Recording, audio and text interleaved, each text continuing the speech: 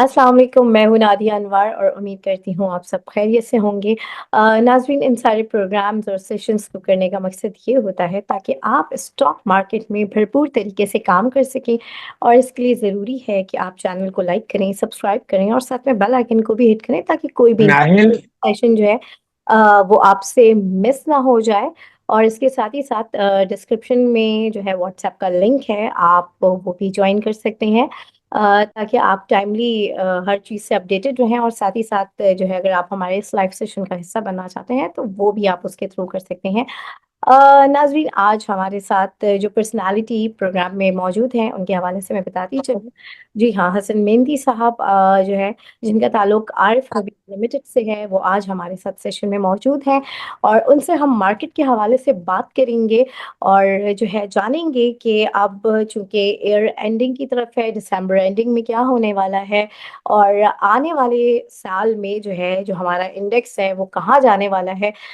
जो रिकॉर्ड हम एक्सपेक्ट कर रहे थे नेक्स्ट ईयर, क्या वो रिकॉर्ड इसी साल कायम हो जाएगा।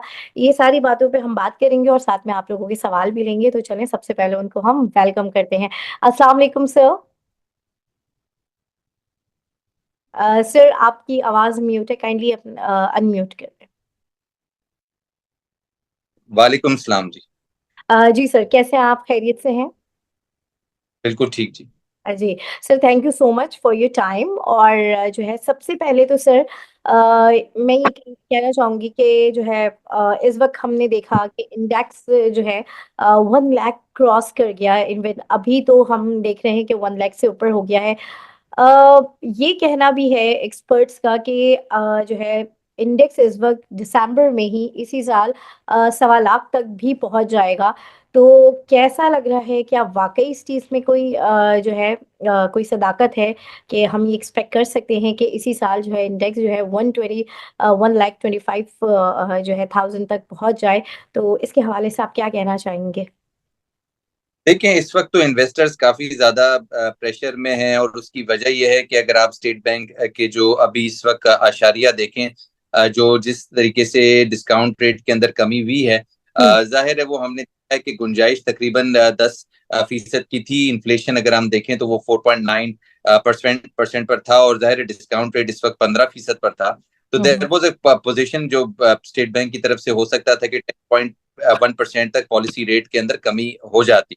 अगर वो 10.1% की कमी अगर हो जाती है, तो जाहिर है मार्केट जो है वो 125,000 ऐसे कहीं ज्यादा लेवल पर जो है वो ट्रेड कर सकती है।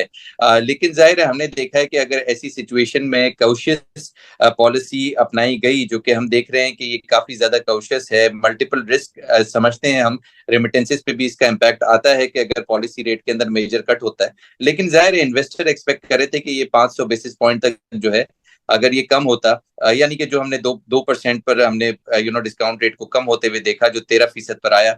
अगर ये 13 की जगह जो है 10% पर आ जाता, और जो जिसके अंदर जो है काफी पोटेंशियल भी था कि मार्केट जो है इस लेवल को इसी माह दिखा देती, जो हमारे टारगेट जून 30 पर हैं। और आई थिंक कि जून 30 के जो टारगेट्स हैं वो सर्टेनली उसकी डिपेंडेंस स्टेट बैंक की जो पॉलिसी ईजिंग है उस पर करती है। जाहिर है इन्फ्लेशन हम देख रहे हैं कि काफी ज्यादा कम है और इंटरेस्ट रेट्स बहुत ज्यादा हैं, और बहुत ज्यादा हैं, और जाहिर है इनको वक्त के साथ कम होना है। और अगर ये कम हुए तो जाहिर है मार्केट नए अच्छे लेवल्स दिखा सकती है और रुक भी सकती है। जो करेक्शन मार्केट में आता है, हमने 1,19,000 का लेवल तकरीबन बाजार का देख लिया, और आई थिंक कि वहां से हमने जो है वो करेक्शन को होते हुए देखा। अब बाजार जो है 1,11,000 पॉइंट के करीब है।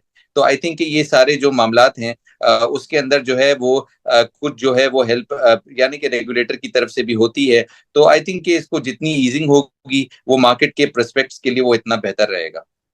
सही। सर, इस वक्त जो मार्केट में मुसलसल जो सेलिंग है, क्या ये मुसलसल मंदी की तरफ है या अभी ये वक्ती तौर पे ये करेक्शन है? इसको आप किस तरह से देख रहे हैं?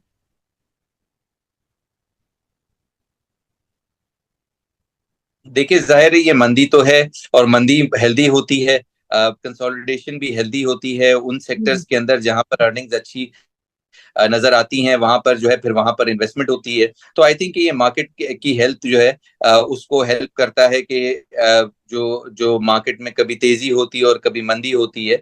बट प्रॉब्लम ये आता है कि जो जो रेगुलेटर है उसका अपना एक रोल होता है, और आई थिंक कि उसको समझना चाहिए कि ऐसी सिचुएशन के अंदर जहां मुल्क में इकोनॉमिक ग्रोथ जो है वो काफी ज्यादा कम है, और जाहिर है उसको हम प्रोजेक्ट कर रहे हैं 3% तक, तो जाहिर है उसकी प्रोजेक्शन के लिए पॉलिसी रेट के अंदर खाते का कमी जो है वो होनी चाहिए। अगर उसके अंदर कमी नहीं होती है तो जाहिर है फिर मार्केट्स जो है वो प्रेशर लेती हैं। सही। सर, इस वक्त बैंक्स को आप किस तरह देख रहे हैं, क्योंकि इस वक्त जो है 13% पे इंटरेस्ट रेट आ चुका है। क्या फ्यूचर नजर आ रहा है बैंकिंग सेक्टर का? क्या आप देख रहे हैं कि इस वक्त जाहिर सी बात है अर्निंग पे तो इफेक्ट आया ही है, और फर्दर किस तरह से आप देख रहे हैं, थोड़ा सा इसके हवाले से बताइए।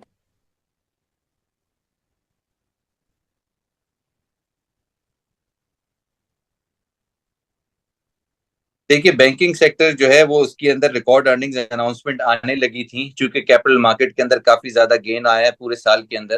तो हम्म। उसके जो पे आउट्स थे या उसकी जो अर्निंग्स थी या जो गवर्नमेंट के अपने बजट्स थे कि गवर्नमेंट की जो बैंक के पे आउट्स काफी ज्यादा मुस्बत जो है वो हम बियॉन्ड दिसंबर जो है उनकी प्राइसेस भी देख सकते हैं और उनके पे आउट्स भी देख सकते हैं। लेकिन सर्टनली सारी चीजें इम्पैक्ट करती हैं जो मार्केट की पोजीशन है उसको लेते हुए। तो मार्केट की पोजीशन इस वक्त ये है कि हमें देख रहे हैं कि काफी ज्यादा कॉशियस जो है वो एक्टिविटी हो रही है, जो कि पॉलिसी रेट के अंदर हमने देखा कि उसके अंदर अगर मेजर कटौती होती तो मार्केट के अंदर काफी ज्यादा जो है गुंजाइश थी कि अगले कुछ चंद दिनों में मार्केट और नए रिकॉर्ड लेवल्स देती। तो आई थिंक कि जो आप अर्निंग्स की बात करें तो बैंक्स के पोटेंशियल बहुत बेहतर।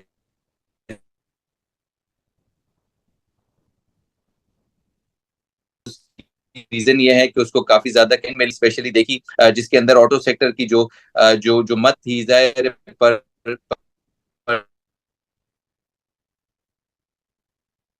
कि उसके अंदर बढ़ाने की भी डिस्काउंट रेट से लिंक था, उस लिंक को भी हटाया इंस्टीट्यूशंस के लिए। तो आई थिंक कि उस हद तक भी जो है बैंकिंग सेक्टर के लिए काफी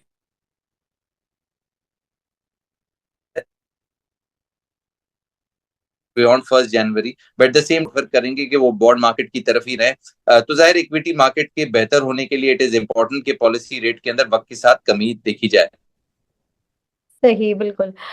जी, यहाँ पर हमारे साथ पार्टिसिपेंट्स भी मौजूद हैं, उनके सवाल हैं। फहद खान, जी फहद खान, आप अपना सवाल कीजिए प्लीज। जी अस्सलाम वालेकुम नादिया, शुक्रिया। वालेकुम सलाम। ये बताइएगा कि ये मार्केट का ये फेज कब तक चलता नजर आता है? ये कंसोलिडेशन का फेज है जो अभी ये मंदी अब आगे चलती जाएगी कुछ अरसा, या ये कल परसों ये नेक्स्ट वीक में सब बेहतर होने का इम्कान है?